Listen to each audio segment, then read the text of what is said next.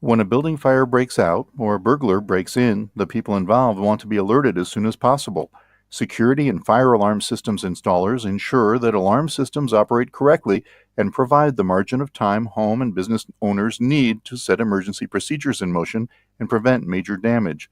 Installers use electrical layouts from blueprints and building plans to connect sensors, video cameras, and control panels into the electrical system of the building, making sure fires or burglars are unable to escape detection. They mount wiring, program the system, test circuits, and install backup batteries to create an airtight security or fire prevention system.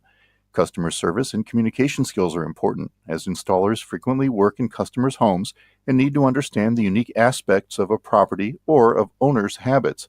Home and commercial security firms are the predominant employer for security and fire alarm system installers. A high school education is typically required, and many installers have a related technical credential.